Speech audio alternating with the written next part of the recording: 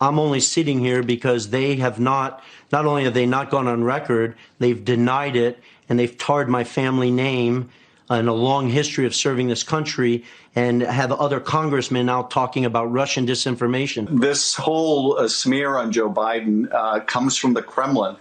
I held a top secret clearance from the NSA and the DOE. I served this country for 4 years in one of the most elite environments in the world, Naval Nuclear Power Training Command. And to have a congressman out there speaking about Russian disinformation, or Joe Biden at a public debate referencing Russian disinformation, when he knows he sat face to face with me, that I was traveled around the world with his son and his brother, to say that and associate that with my name is absolutely disgusting to me. Did you complain about that? I mean, to suggest that you were committing treason or a part of a foreign attack on our democracy, which is how they characterized it. I mean, that's such a serious and I think unfair charge. Did you bring this up with them?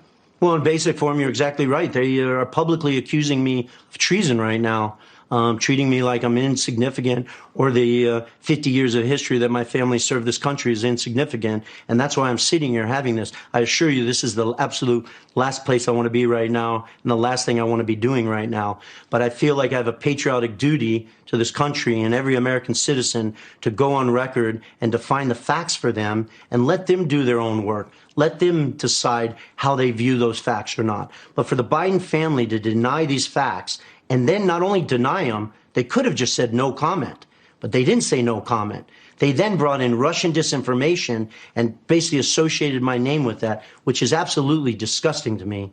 And I had to go on the record. Last weekend, I was in Virginia. Sadly, my sister-in-law passed away at around, I think, 6:38 Saturday morning. That's the wife of my brother, who spent 28 years serving this country as a naval flight officer and just retired. So you can imagine me dealing with that and the tragedy of that.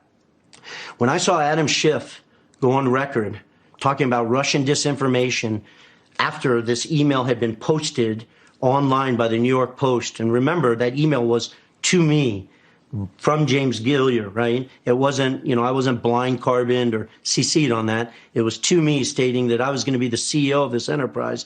I was at the end of my rope.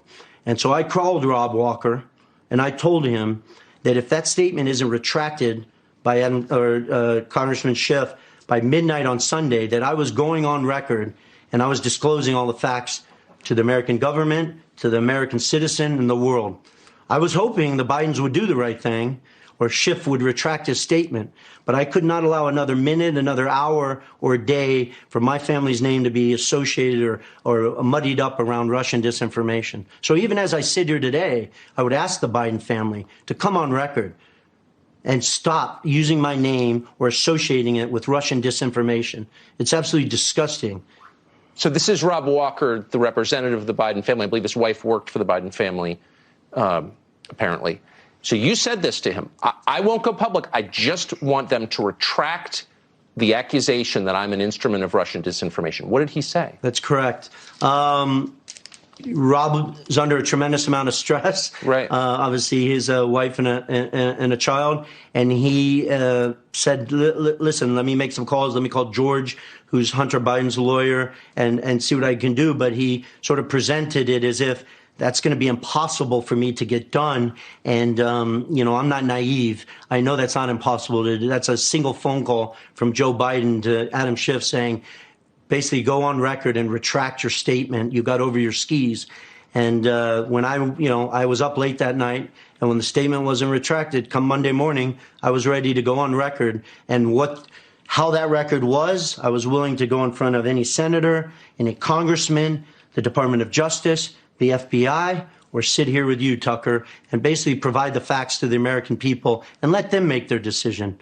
This isn't a political focus of mine. People were accusing my family of treason after I served this country and defended this country.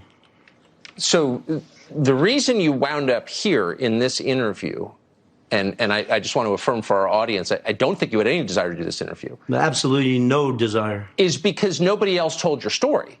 So were you surprised, given the trove of documents you have, given the credibility that I think is apparent that you have, that no other news organization took the time to unpack this story.